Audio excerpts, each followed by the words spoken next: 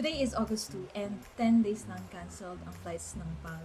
So there are a lot of tourists and locals na stranded dito sa Batanes and in Manila. This is a current issue that I saw from Facebook post of 3RRM. So ang daming exchange of thoughts doon. Yung iba nagrarant, yung iba galit na dahil ang daming yung cancelled flights. Ito nga may advisory na ulit ang PAL na cancelled ang flights nila bukas, August 3.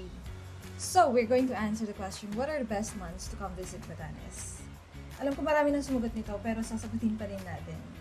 Kung gusto niyo talaga makita yung ganda ng Batanes, I would suggest na you come visit us here in Batanes during summer.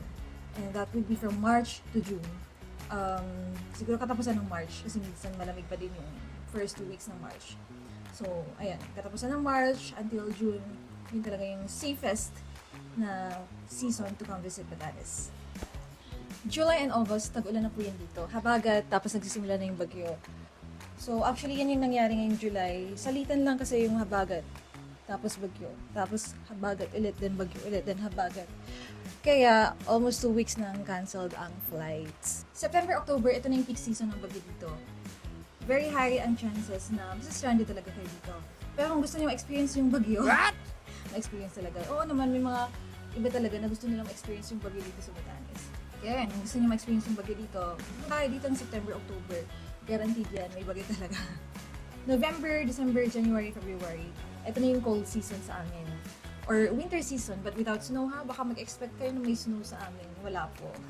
Pero very unpredictable ang weather dito kapag winter season. So, may mga chances din, may mga instances din na canceled ang flights. Usually, November, December.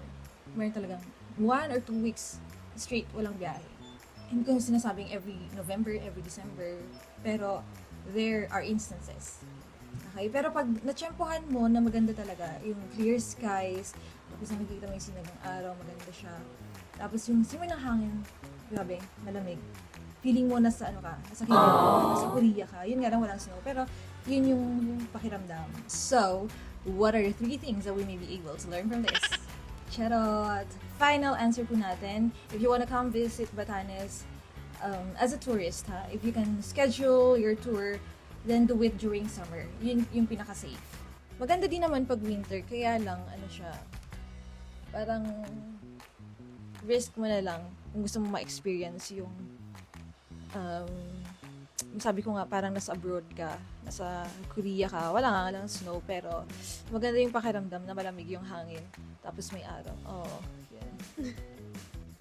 Disclaimer lang din po, very unpredictable po talaga ang weather dito sa Batanes all throughout the year.